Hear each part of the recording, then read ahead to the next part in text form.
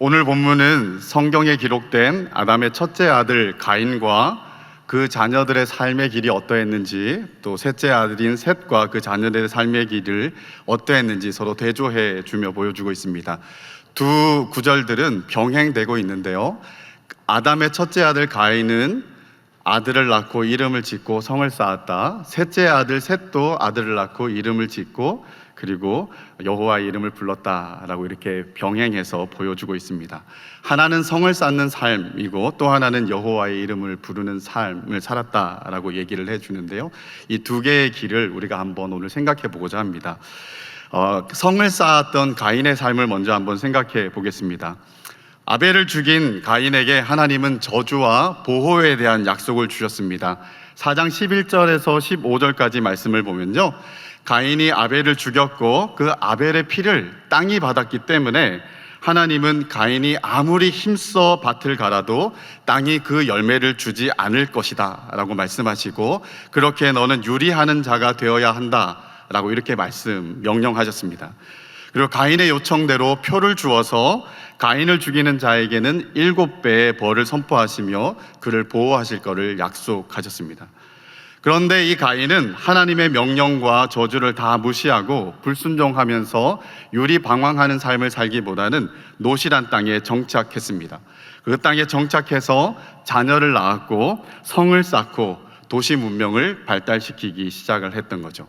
이 성을 쌓았다라는 말은 우리에게 뭔가 많은 생각이 떠오르게 할 수 있을 것 같아요. 도대체 어떤 기술로 그 시대에 어떤 종류의 성을 쌓았나, 궁금한 게 많겠죠. 근데 본문이 말하고자 하는 것은 그런 것들이 아니라 어떤 동기로 이 성을 쌓았느냐라는 것입니다.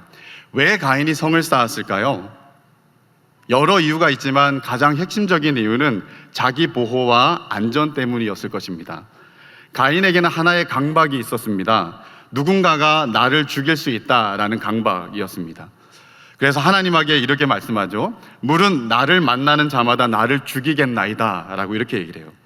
그가 아벨을 죽였던 것처럼 얼마든지 다른 사람들도 자기를 만나서 자기를 죽일 수 있다라는 강박과 공포심에 사로잡혀 살던 사람이 이 가인이었다라는 거예요. 그래서 그가 가장 먼저 한 일이 뭐냐면 성을 쌓아서 내 안전은 내가 담보하고 보장하지 않으면 안 될 거라라고 생각을 하면서 급하고 절박한 마음에 하나님의 명령과 약속도 다 무시하고 성을 쌓는 모습을 보여주기도 합니다. 그리고 이 성이라는 단어는 또 다른 데서는 도시라는 말로도 번역되는 단어인데요, 아마 단순히 성을 쌓은 것이 아니라 성곽을 두르고 안전이 보장되면서 아마 도시를 형성하고 발달시켰을 것입니다. 이 도시가 발달된다라는 것은 어느 정도의 세력이 규합되고 안전과 생활의 보장이 더 확실하게 될 수 있다라는 것을 의미하는 것이죠. 그렇기 때문에 이 성을 쌓는 행위, 도시를 이루는 행위의 핵심은 불안과 공포에 대한, 근심 많은 이 세상을 살아가는데 내가 너무 불안하기 때문에 내 인생은 내가 책임지기 위해서 내가 뭐라도 해야 되겠다라는 그런 마음을 가지고 할 수 있는 최선을 다해서 하는 일들, 나는 나를 의지해야 되겠다라는 하나의 표현이라고 볼 수가 있는 것입니다. 반면에 아담의 셋째 아들 셋은 이와는 전혀 다른 삶의 길을 보여주고 있는데요, 그도 가인처럼 아들을 낳았어요. 그리고 그 아들의 이름을 에노스라고 이렇게 지었습니다. 이 에노스라는 이름의 뜻은 연약하다, 깨어지기 쉽다, 죽을 수밖에 없는 존재이다 라는 의미를 가지고 있습니다. 셋과 그 후손들은 성을 쌓는 행위와 대조되는 여호와의 이름을 부르는 삶을 추구했다라고 기록하고 있어요. 이 여호와의 이름을 부른다라는 것은 여호와를 찾고 여호와를 구하고 여호와께 기도하고 간구하고 여호와를 예배한다라는 의미를 가지고 있었을 것입니다. 이들은 자신의 안전을 위해서 성을 먼저 쌓고 도시를 형성하는 것들, 세를 규합하고 안전 확보를 위해서 최선을 다하는 것보다 먼저 한 일이 뭐냐면 여호와를 찾는 일을 먼저 했다라는 거예요. 그리고 이 행위에는 이런 고백이 담겨 있을 수 있죠. 여호와가 나의 반석이십니다. 여호와가 나의 요새시고 나의 피할 바위이시고 나의 방패시며 나의 산성이십니다 라는 그런 의미가 담겨 있을 것입니다. 내가 성을 두르고 나의 안전을 기하는 행위 이전에 하나님께서 나의 산성이시기 때문에, 나를 지켜주시는 자이시기 때문에 내가 하나님을 먼저 찾는 것이 내가 할 수 있는 최선이고 전부입니다 라는 것들을 보여주고 고백하는 거라고 생각해요. 그래서 성을 쌓는 삶은 자기 자신을 위한 삶이라고 한다 그러면, 이 여호와를 부르는 삶은 하나님 중심적인 삶이다라고 이렇게 말할 수가 있는 것이죠. 이 말은 그리스도인은 어떠한 성도 쌓으면 안 되고 오직 여호와의 이름만 불러야 된다라는 의미는 아닐 거예요. 시대가 거듭되면서 하나님께서 이스라엘 백성들에게 성을 쌓도록 허락하시는 때도 있었습니다. 그래서 열심히 성을 쌓고 그리고 견고하게 외곽을 두르면서 국방과 안위를 책임져야 했던 때도 분명히 있었습니다. 그런데 이 성을 쌓지 말라는 얘기가 아니라 우리에게 진짜 요구하는 믿음은 뭐냐면, 성곽을 두를 수도 있고 그런 것들이 우리의 안전을 어느 정도 보장할 수는 있겠지만 우리의 진짜 안전은 그런 것들이 보장해 주는 것이 아니라 오직 하나님만 우리의 안전을 보장해 줄 수 있다라는 그 우선적인 고백과 우선적인 신뢰를 가지고 살아가기를 원하시는 것이 이 셋 계열이 보여준 성도의 삶이다라고 이렇게 말할 수 있는 거예요.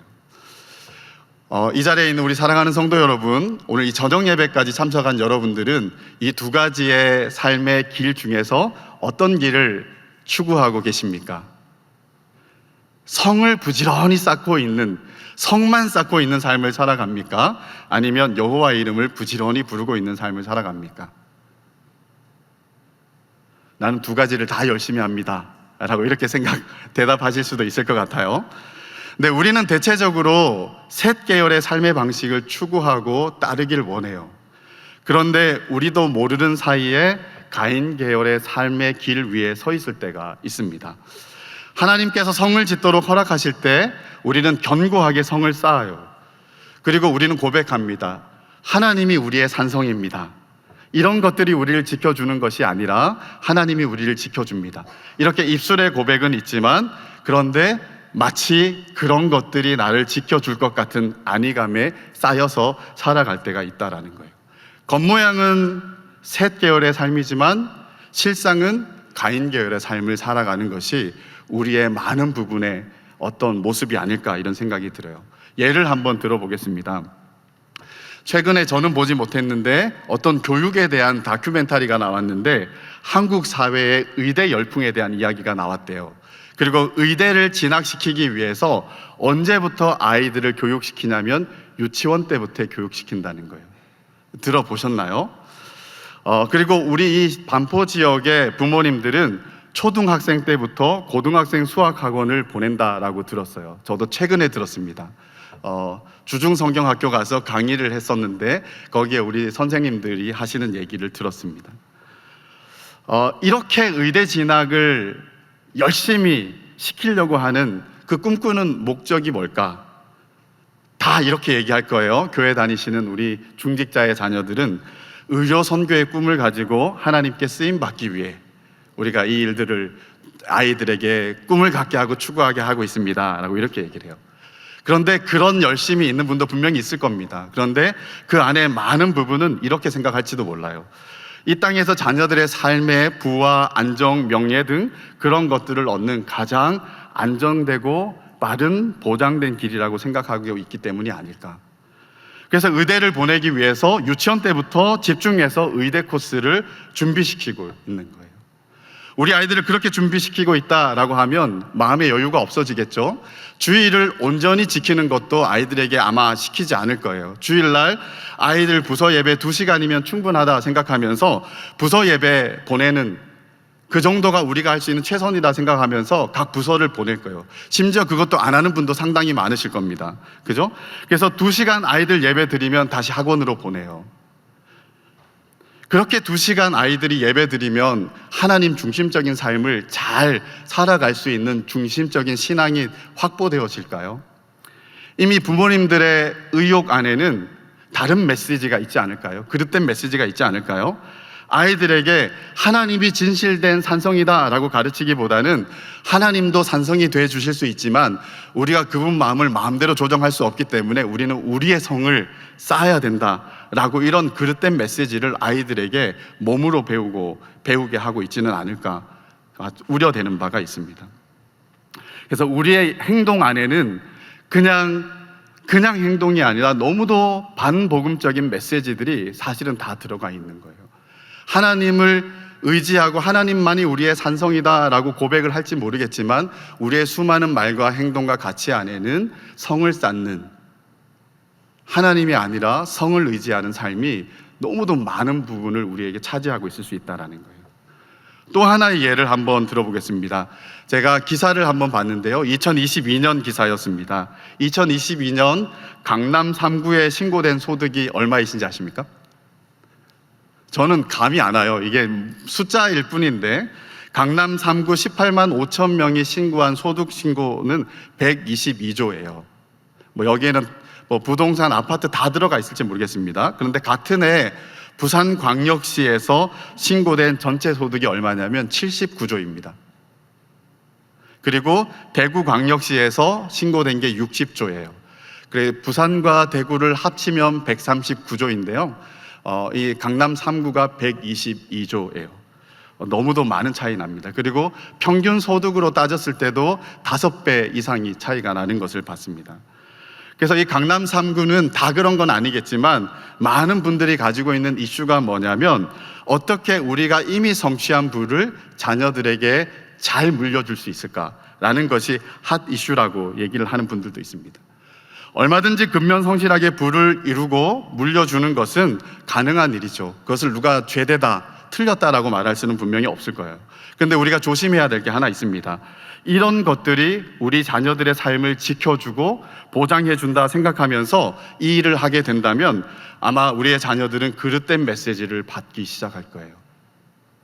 이런 것들이 있어야 내 안전이 보장되어지는구나 라는 것들을 생각하면서 하나님이 진실로 우리의 산성이 되고 우리를 보호해 주시는 분이 된다라는 것들을 우리는 전혀 생각하지 못할 것입니다. 그래서 많은 부를 물려줬는데 그것이 도리어 우리 자녀들의 삶을 망치는 결과를 만들어낼 수도 있다라는 거예요. 그렇기 때문에 설사 재산을 물려주는 일이 있다 하더라도 우리가 재산만 물려주는 것이 아니라 건강한 성경적 재물관을 그들에게 가르치고, 그리고 이런 것들이 너희들의 인생을 책임져 주는 것이 아니다. 이런 것들은 하나님이 한번 후 불어버리면 다 날아갈 수도 있는 것이다. 얼마든지 이런 것들을 소유하고 누릴 수 있을지 몰라도 이런 것들을 의지해서는 안 되고 오직 여호와의 이름을 부르는 삶을 너는 살아야 된다라고 더불어서 더 열심히 더 강조해서 가르치지 않으면 우리 자녀들은 그 환경 속에서 이미 너무도 많은 것들을 못 배우고 그릇된 메시지를 가지고 살아갈 수도 있다라는 거예요. 많은 재산을 소유했지만 그러나 이 아이들이 세상에서 하나님을 떠나 하나님 앞에서 쫓겨난 가인의 삶처럼 살아간다 그러면, 유리방황한 삶을 살아간다 그러면 너무 슬프고 아픈 일이 아니겠습니까? 가인이 성을 지은 땅이 노시라는 땅이에요. 노. 이 가인은 노시라는 땅에 성을 쌓고 도시를 이뤘는데요. 뒤에 그 자녀들의 이야기가 나옵니다. 에녹, 이랏, 무후야엘, 무드사엘, 라멕, 야발, 유발, 두발, 가인 쭉 나오는데요. 나중에 야발은 가축을 치는 자의 조상이 되었고, 유발은 수금과 퉁소를 잡는 모든 자의 조상이 되었고, 두발 가인은 구리와 쇠로 여러 가지 기구를 만드는 자가 되었다라고 말해요. 이 가인은 단순히 성을 쌓은 게 아니라 어마어마한 도시 문명을 창달하는 사회를 형성하게 된 거예요. 그래서 이런 모든 기반을 이루고, 이 정도면 우리가 참 많은 세를 규합했고 많은 부를 이루었고 우리의 안전과 우리의 삶의 보장을 얼마든지 우리가 책임질 수 있는 지경에 이르렀다라고 생각하면서 안위감에 살았을지도 모르겠습니다. 그런데 하나님은 그런 그들의 삶의 본질을 어떻게 이야기를 하냐면 노시라고 얘기를 하는 거예요. 노. 이 노시라는 이름의 뜻이 뭐냐면 유리방황하다라는 뜻이에요. 노은 황폐하다라는 뜻을 가지고 있어요. 이들이 유리방황하는 삶을 하나님의 약속대로 살아야 되는데 반대해서 정착하는 삶을 살았어요. 그리고 많은 것들을 이뤘습니다. 근데 하나님 눈에는 끊임없이 방황하고 있는 삶처럼 보이는 거예요. 우리가 우리의 안전을 보장하고 멋진 성을 쌓고 견고한 사회를 이룬다 할지라도 하나님을 추구하고 하나님을 붙잡지 않는다면 그들의 인생은 본질이 뭐냐? 유리방황하는 삶일 수밖에 없다라는 것입니다. 이 두 가지 길을 오늘 창세기는 우리에게 아주 이렇게 조망하듯이, 요약하듯이 우리에게 보여주고 있어요. 우리는 다 배운 대로 이 셋 계열의 여호와의 이름을 찾고 구하고 부르는 삶을 살아야 되는데, 그러면 우리에게 어떤 것이 필요할까? 이 하나님이 절실히 필요하다라는 것들을 우리가 깨달아야 됩니다. 그리고 우리 인생에 대한 성경적인 인식을 가지고 하나님 앞에서 제대로 된 고백을 할 수 있어야 우리는 이런 삶을 살아갈 수 있을 거예요. 그래서 이 아담의 이야기를 우리가 조금 보면 우리의 삶의 본질이 무엇인지, 우리의 삶의 참된 구원은 어떻게 이루어지는지 우리가 살펴볼 수 있어요. 이 아담의 삶을 통해서 우리 인생의 본질을 한번 우리가 생각해 보고자 합니다. 아담의 세 아들의 이름은 이를 잘 보여줘요. 이 아들들의 이름은 아담, 즉 사람의 삶을 이렇게 조망해 주는 역할을 하는 것 같아요. 그 첫 번째 아들의 이름, 가인의 이름은 내가 득남했다라는 뜻이에요. 내가 얻었다라는 뜻인데요, 루터하고 칼빈, 그리고 헤르만 바빙크, 헬무트 틸리케 같은 이런 신학자들은 이렇게 이름을 지은 것은 가인을 그냥 자기의 아들을 낳아 기뻐서 이름을 지은 것 이상이다라고 봤어요. 이 가인은 아담은 가인이라는 아들을 낳고 이름을 지은 것은 여자의 후손이 약속의 성취로 왔다라고 생각했기 때문에 말할 수 없는 기쁨을 가지고 지었다라고 얘기를 하고 있습니다. 우리 아담의 삶을 한번 생각해 봐요. 눈을 떴을 때 모든 보기 좋은 것들이 그 눈앞에 펼쳐져 있었습니다. 소위 말하는 진정한 의미의 금수저였습니다. 태어나 봤더니 모든 것이 다 갖춰져 있어요. 그리고 심지어 에덴 동산을 다스리는 대리 통치자, 왕의 역할들을 하는 일로 이렇게 딱 세워져 있었습니다. 그리고 눈을 감았다가 떴더니 눈앞에 너무나도 아름다운 자신을 담고 하나님을 닮은 여인이 서 있었어요. 본인이 여인을 찾아다니지 않았어요. 제가 청년부 사역할 때 청년부 예배 전에 우리 청년부 회장하고 둘이 이렇게 서서 오는 지체들을 이렇게 맞이했었거든요. 맞이했는데 청년부 회장이 갑자기 사색이 되어서 막 어쩔 줄 몰라 하면서 막 피하려고 하는 거예요. 그래서 제가 왜 그러냐 그랬더니 저 선본 사람 왔어요 라고 얘기를 하는 거예요. 그래서 그러냐 했는데 그해 몇 달 안에 2번이나 그 사건이 있었습니다. 그래서 제가 물어봤어요. 도대체 선을 몇 번 봤냐? 라고 했더니 200번 봤다라고 얘기를 하더라고요. 그래서 200번을 봤는데 자기가 볼 때마다 파스타를 먹었더니 자기가 한국 사람인지 이탈리아노인지 잘 모르겠다라고 이렇게 얘기하면서 막 이렇게 웃긴 얘기를 했던 기억이 나요. 그렇게 찾아 헤매도 38, 40이 될 때까지 장가를 못 갔었습니다. 그런데 이 아담은 찾아 헤매지도 않았는데 눈을 딱 떴는데 세상에서 너무도 아름다운 여인이 자기 눈앞에 있었어요. 그리고 이렇게 고백하죠. 내 뼈 중에 뼈요 살 중에 살이다 라고 하면서 첫사랑에 빠져갖고 그냥 하트를 눈에 띄우면서 정말 행복에 겨운 삶을 살아가고 있었어요. 근데 우리가 잘 아는 것처럼 얼마 안 되어 그들은 범죄하고 타락했습니다. 한순간에 깊은 절망의 수렁에 떨어진 거예요. 밭일이고 논일이고 한 번도 한 적 없는데 땅을 일구고 손과 발이 터지도록 일을 해야 됐었습니다. 그리고 그렇게 고되게 일을 하고 집으로 돌아갔는데 내 뼈 중에 뼈, 살 중에 살이었던 여인이 내가 알던 그 여인이 아닌 거예요. 계속해서 집에 가도 나를 힘들게 하니까 집도 안식처가 아니요, 바깥도 안식처가 아니요, 너무너무 힘든 마음으로 고통스럽게 하루하루를 살아가는 거예요. 이전에 그렇게 행복했는데 타락 전과 타락 후의 삶이 너무도 이 아담에게는 대비되게 느껴지고 경험되어진 거죠. 그 점에서 하와는 더 할 말이 많겠죠. 눈을 떠봤더니 눈앞에 있던 남자가 내 뼈 중에 뼈, 살 중에 살이라고 하면서 자신만을 사랑하고 자신을 기뻐하고 하늘의 별도 달도 다 따줄 것 같은 그런 마음을 가지고 자기를 대하니까 금세 사랑에 빠져갖고 이렇게 행복한 시간들을 보냈는데 얼마 안 돼요. 이 남자가 이렇게 얘기를 하는 거예요. 하나님이 주신 저 여자가 라고 하면서 비난하면서 자기에게 모든 덤탱이를 씌우고 이렇게 실망과 상처와 배신을 경험하면서 살아가게 만든 거예요. 그래서 아담밖에 없었으니까 이혼도 못하고 일평생 아담의 아내로 살아갈 수밖에 없었던 그 여인은 더 많은 한을 가지고 살지 않았을까라고 생각이 들어요. 이 고통스러운 나날이 계속될수록 그들은 하나의 약속을 떠올렸을 거예요. 내가 이전 타락 전의 삶이 이랬는데 타락 후의 삶이 이렇다 그러면 우리에게 소망이 없는 건가? 아, 맞아. 하나님이 준 약속이 하나 있었지. 여자의 후손. 그래, 여자의 후손이 오면 우리의 삶이 뭐가 달라질 거야 라고 생각을 하고 여자의 후손을 기다리고 있었던 거예요. 그런데 마침 임신이 되었고 그 아들이 태어났습니다. 그래서 이 두 부부는 너무도 기쁜, 이제 뭔가 구원이 이루어지고 해방된 느낌으로 그 아이의 이름을 가인, 내가 드디어 득남했다, 내가 여자의 후손을 얻었다라고 이렇게 외치면서 기뻐한 거예요. 근데 그 기쁨 오래 가지 않았습니다. 왜냐하면 가인은 여자의 후손이 아니었거든요. 도리어 육아에 힘든 것들을 더해주고 이 가인이 커가는 모습을 이렇게 지켜보니까 죄가 어떤지, 죄의 영향을 절실히 더 느낄 수 있는 상황들이 된 것 같아요. 그리고 어느 시간들이 지났을 때 둘째를 임신하게 됐습니다. 둘째를 임신해서 태어났을 때 둘째 이름을 아벨이라고 지었는데요. 이 아벨이라는 말은 헛되다라는 뜻을 가지고 있어요.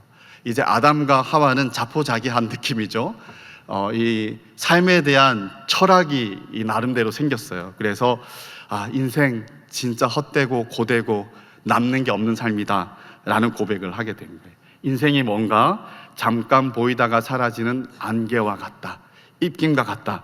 전도서의 저자의 말처럼 헛되고 헛되며 헛되고 헛되니 모든 것이 헛되다라는 이런 인생에 대한 마음들을 가지고 절망 가운데 살아가게 된 겁니다. 제가 목이 메입니다. 이렇게 절망과 절망이 더해가는 가운데 이보다 더 깊은 절망은 없을 거야 라고 생각하고 있을 때 이들에게 또 한 번의 큰 절망이 왔어요. 그게 뭐냐면 가인이 아벨을 돌로 쳐 죽인 사건이에요. 이 사건으로 인하여서 이 아담과 하와는 두 아들을 다 잃어버렸습니다. 절망과 고통이 이게 다일 것 같았는데, 이거보다 더한 일은 없을 것 같았는데, 그래서 이보다 더한 일은 없겠지 하면서 정말 소망은 아니지만 그래도 이거보다 더 할 수는 없을 거야 라는 생각 가지고 살아왔는데, 그런데 그보다 더 깊은 추락이 있었던 거예요. 끊임없이 추락하는 그런 시간들을 살아가는 거예요. 그리고 셋이라는 아들이 태어나고, 그리고 셋이 또 하나의 아들을 낳았을 때 그 아들의 이름을 에노스라고 지은 거예요. 에노스. 우리는 너무 연약한 존재입니다. 우리는 깨어지기 쉬운 존재이고 죽기 쉬운 존재입니다 라고 이렇게 이름을 지은 거예요.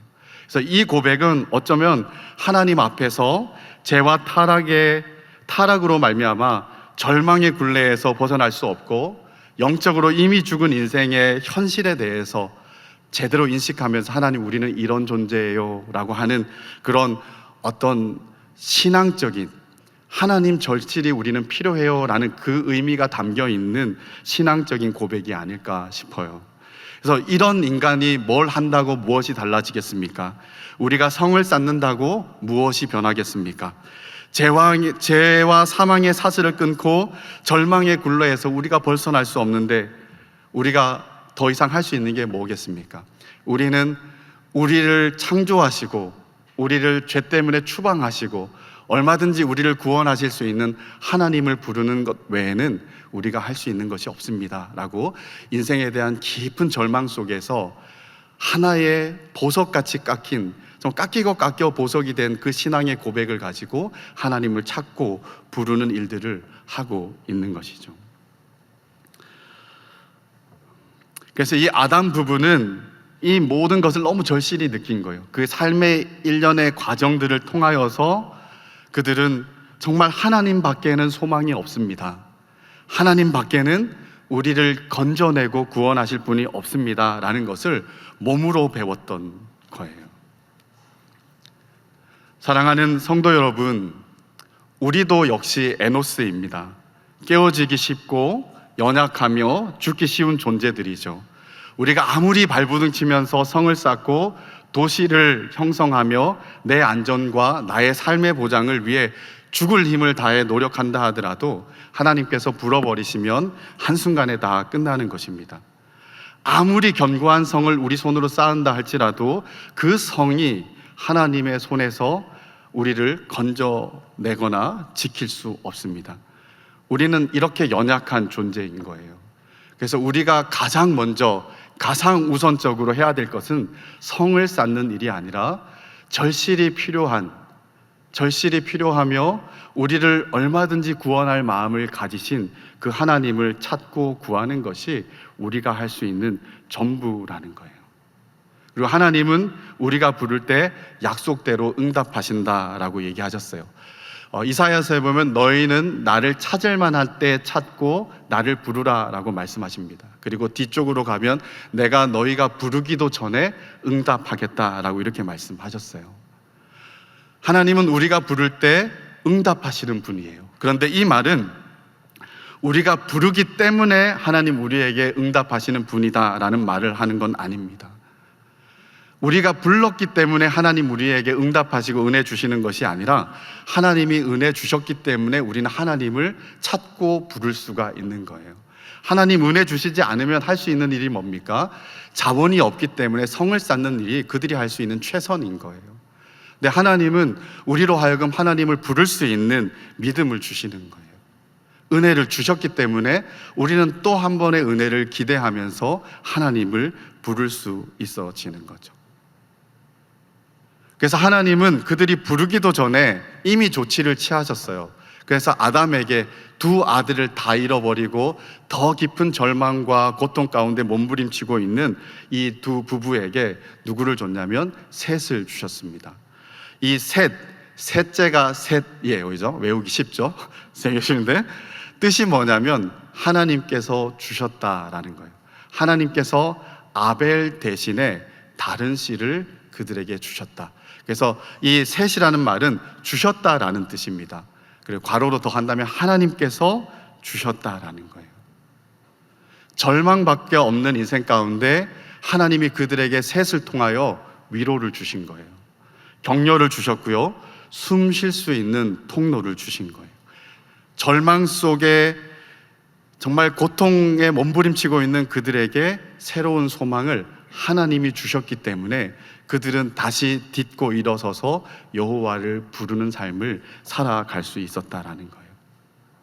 그리고 이 셋은 단순히 셋이 아니라 셋 자체는 여자의 후손이 아니지만 하나님은 이 셋을 통하여서 아브라함과 다윗을 이어서 진정한 여자의 후손인 예수 그리스도를 우리에게 허락해 주셨습니다.